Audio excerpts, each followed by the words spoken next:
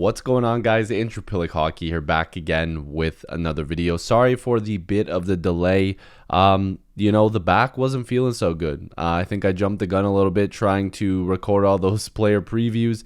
And so I was like, you know what? I'm going to reset once we get some more news coming out and once we get closer to the season. So here we are.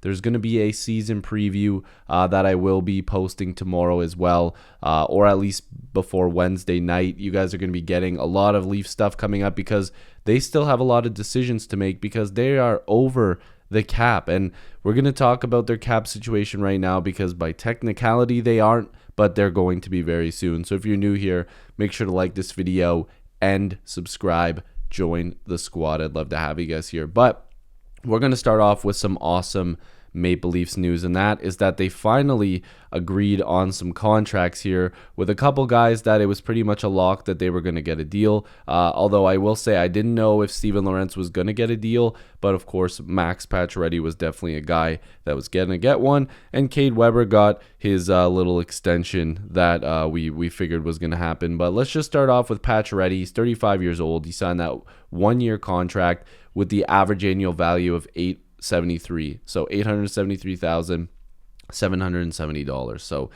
he skated with the Capitals last year. He had 23 points, and we know, he's had injury troubles in previous years, and he's a guy that can put up numbers. He can put up points, but we'll have to see if he can get back to that level that he's been at previously in his career, because that's a big question mark. Pacioretty had a really good start to his preseason. He scored a couple goals. Everybody was happy. Everybody was excited. Like, oh, maybe we're getting back the old Pacioretty, but we have to be careful here. We got to see what he's capable of doing over an entire season. Now, Steven Lorentz has looked really good in the preseason. He's a physical guy, 28 years old. He signed a one-year deal for $775,000, coming off a Stanley Cup with the Florida Panthers. He had 3 points in 38 games.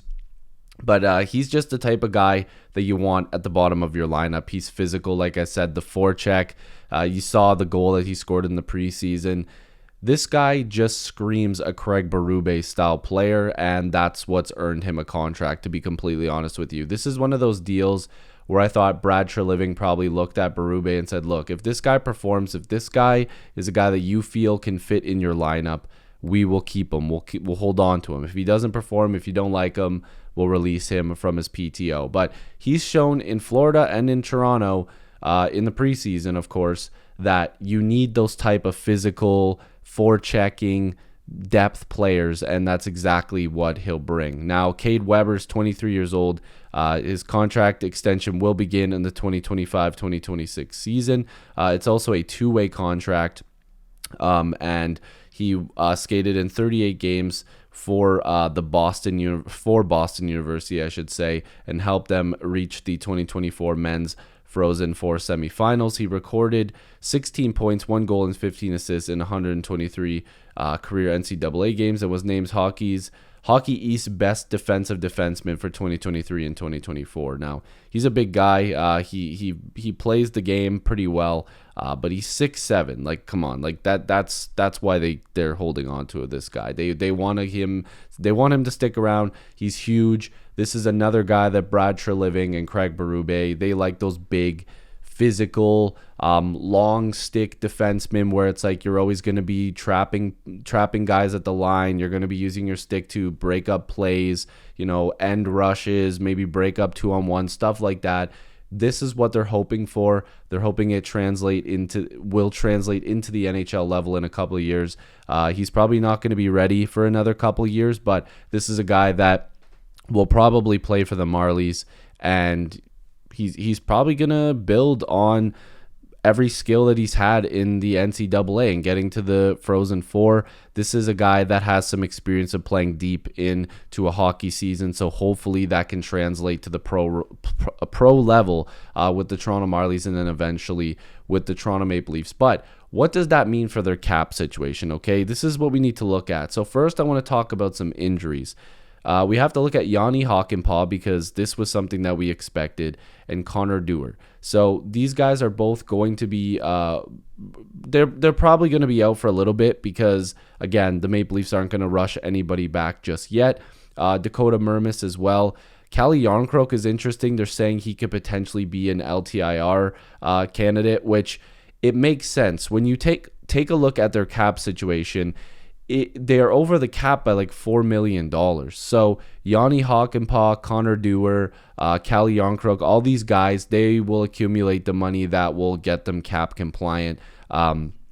And I believe they'll do paper transactions to send guys down as well. They sent Easton Cowan back down. So they're like $4 apparently cap compliant, or 4,000, something like that. It has a 4 in it. But I'm going to be making a video on that as well, because with the loss of cap friendly, it's a little bit more difficult to utilize the tools to show you guys how they are cap compliant. But the Maple Leafs have to get very creative now. I am a little bit concerned with Yanni Hakanpää still. I'm not convinced that this guy is going to play that much. At first, I was thinking maybe the Leafs knew something that somebody else didn't, and that their doctors were going to be able to get this guy ready, but it doesn't seem like that. Calle Yarncroke, again, this is a guy that I was really hoping would be ready, but it doesn't seem like that's going to happen. But this still screams something is going to happen, because if you take a look at the Maple Leafs practice lines on Monday, at the same day I'm recording this video, Nyes, Matthews, Marner, fine. We kind of expected that. Domi, Tavares, Nylander, that's something, again, that we kind of expected. And then Pacioretty, Holmberg, Robertson, not as expected. But Pacioretty and Robertson both earned themselves spots. They really like Holmberg on that third line spot. I personally also really like Pontus Holmberg, so let's see what he's got. And Steven Lorentz, Kampf, and Reeves. This is a physical, this is a defensive, this is a in-your-face type of fourth line. This is built for Craig Berube. This is the line that he's going to be excited to have. Not because I think he's going to play them a lot, just because I think that this is the style of fourth line that they want. You have Reeves, the physical, fighting type of guy. You have David Kampf, a defensive guy that can take faceoffs, who can, join the rush. He's not slow. He can forecheck. And then Steven Lorentz, who literally is relentless on the puck. And when it comes to the blue line, Riley Tanev, that's expected. Ekman Larson, McCabe. Now, McCabe could potentially be injured to start the season, which really sucks. Hopefully he's in the opening night lineup, but there's kind of some question marks there. But going forward, Ekman, Larson, and McCabe will definitely be that second pair. And from one of the surprises of the preseason, Benoit and Timmins will be that bottom pair. And I'll get back to that in a second. Joseph Woll and Anthony Stolarz. And I will also mention, when it comes to these guys, who's the starter? And I want you guys to comment that down below.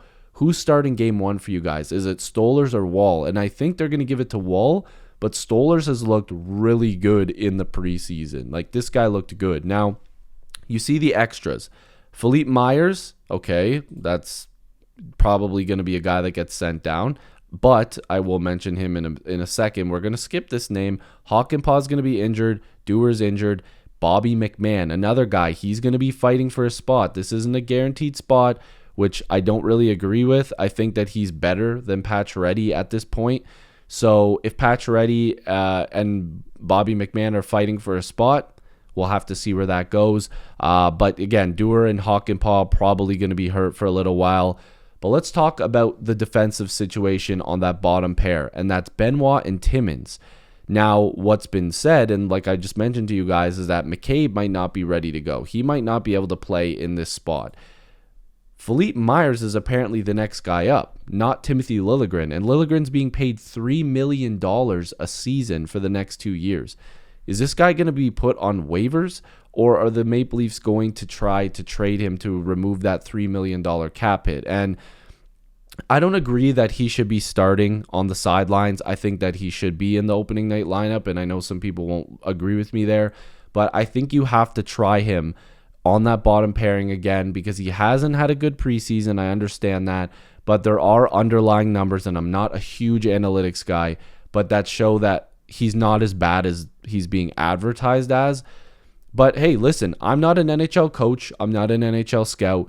But it looks like Timmins is going to earn a spot, which we all thought, and I've said it a million times, I thought Timmins was going to be on the sidelines. I thought there was no shot he was going to make this team. But it looks like if another defenseman has to come in. Myers is going to be getting that shot next.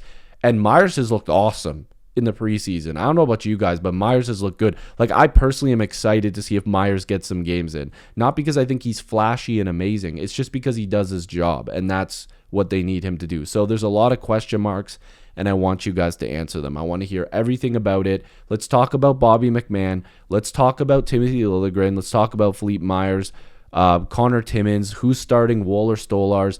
This is the fun start of the season. This is hockey season. This is when we get to enjoy everything and have some fun. So make sure to comment. Make sure to get excited, guys. It's going to be awesome. I love and appreciate you guys. Thank you so much for watching this. Thanks for sticking around. I really wished I could have completed those player previews, but it wasn't in the cards. And I promise you guys lots of content is coming because, you know, it's hockey season and there's lots to talk about. This is nowhere near done. This Maple Leafs team has lots to do. So I'll see you guys in the next video or stream. Peace.